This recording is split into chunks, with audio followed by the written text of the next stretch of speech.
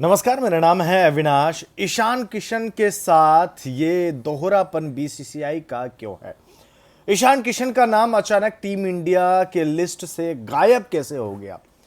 वो ईशान किशन जिसे कहा यह जा रहा था कि ये बंदा नंबर 3 पर खेलेगा वर्ल्ड T20 2024 में, लेकिन ईशान किशन का नाम अब कहीं भी नहीं है।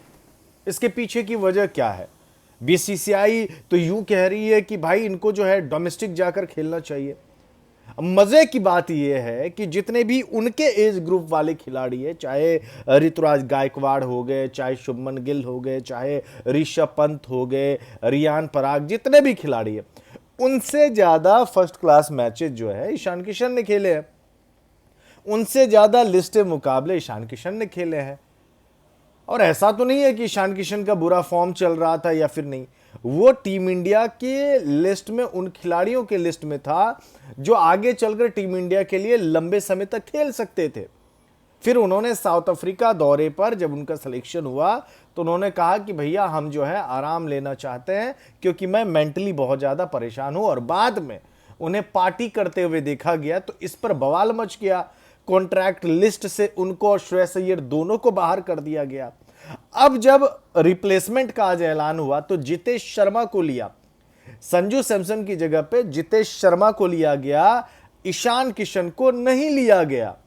अब ऐसा हो रखा है कि ईशान किशन के बारे में ना तो इंडिया का कोई जर्नलिस्ट कोई बात ही नहीं कर रहा है। ऐसा लग रहा है कि ईशान किशन नाम के खिलाड़ी का कभी एग्जिस्टेंस ही नहीं था।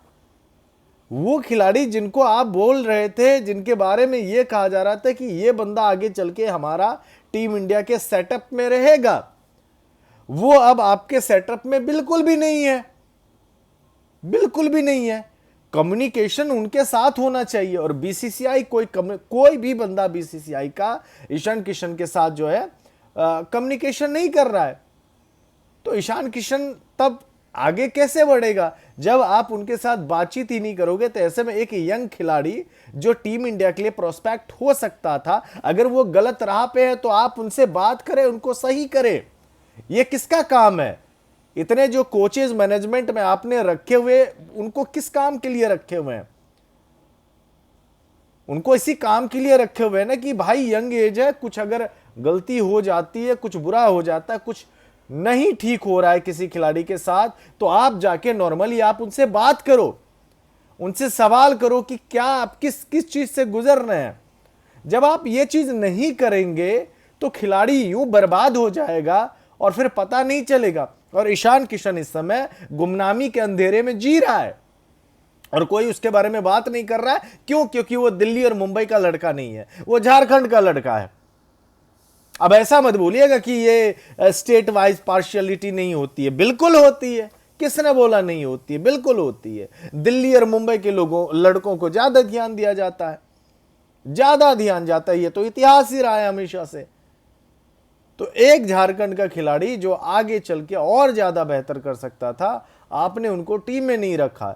अगर नहीं भी रखा है तो आप रीजन बताइए उनको, और रीजन बताइए मीडिया वालों को, क्लैरिटी रहे। जब तक क्लैरिटी नहीं रहेगा तब तक मुश्किल हो जाएगा।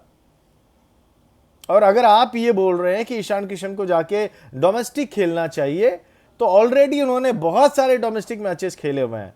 आप बस इसी वजह से उनको टीम से बाहर कर दिए क्योंकि साउथ अफ्रीका दौरे पे बंदे ने बोला भाई मैं मेंटली मैं इस समय परेशान हूं, मैं चीजों को हैंडल नहीं कर पा रहा हूं। तो अगर वो प्रॉब्लम बता रहा है तो आप इलाज करिए उसका। टीम से बाहर दरकिनार करके ये कहीं से भी किसी भी खिलाड़ी के साथ इंसाफ नहीं है, ये नाइंसाफी। और मेरे ख्याल से Ishan Kishan proper communication BCCI के साथ होना जरूरी है, वरना एक अच्छा खासा टैलेंटेड प्लेयर आप खो देंगे, हम लोग खो देंगे। That's it. धन्यवाद।